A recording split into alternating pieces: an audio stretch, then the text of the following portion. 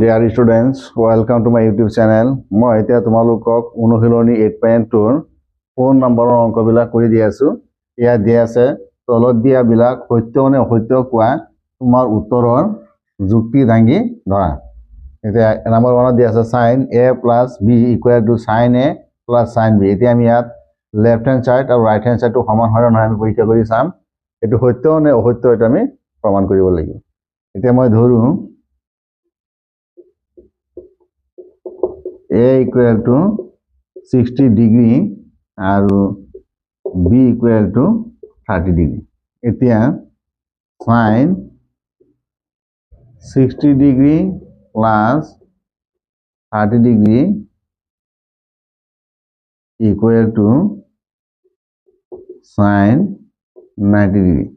sin 90 degree 1। এতিয়া মই যদি a আৰু b 60 আৰু 30 ডিগ্ৰী ধৰো তেতিয়াহলে sin 90 ডিগ্ৰী হ'ব না। 90 ডিগ্ৰী এইখিনি গোটেইখিনি মান হ'ব 1।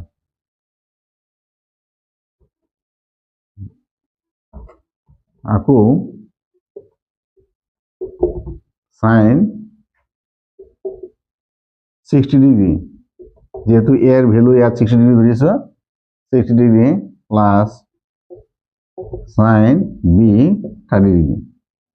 এতিয়া sin 60 degree all square root of 3/2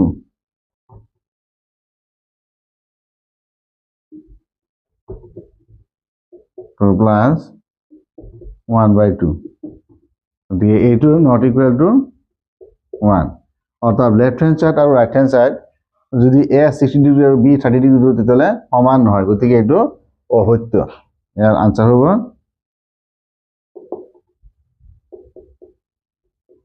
অসত্য।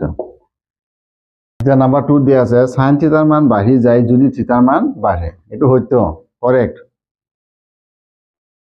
সত্য, কারণ sin থিটা 0 ডিগ্রি 0, sin থিটা 30 degree 1/2, sin 45 degree 1/square root of 2 equal to 0.7 প্রায়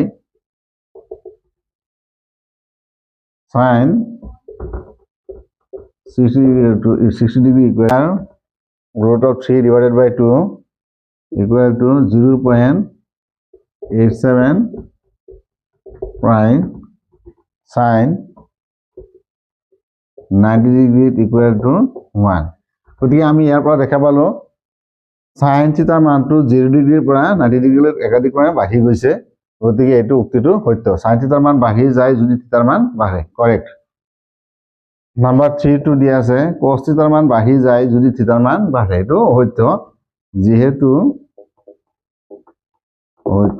যেহেতু cos theta 0 degree 1,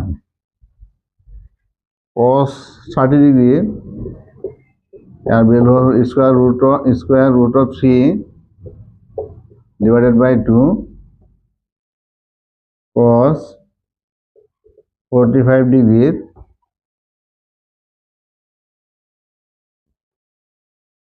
1/square root of 2 cos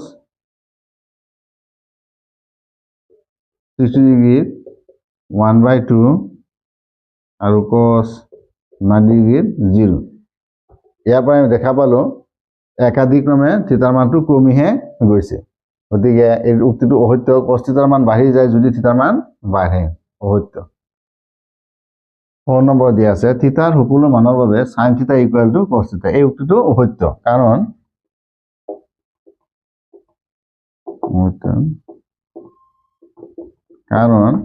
sin 30 degree 1/2 cos 30 degree square root of 3 divided by 2। এইটো মান আৰু এইটো মান সমান হয়। sin 30 degree not equal to cos 30 degree, এইটো সমান নহয়, কিন্তু অকল sin 45 degree equal to cos 45 degree দুয়োটাতে ভ্যালু একে অকল sin 45 ক্ষেত্ৰতে এই উক্তিটো সত্য বাকিখিনিৰ ক্ষেত্ৰত এটো সত্য অকল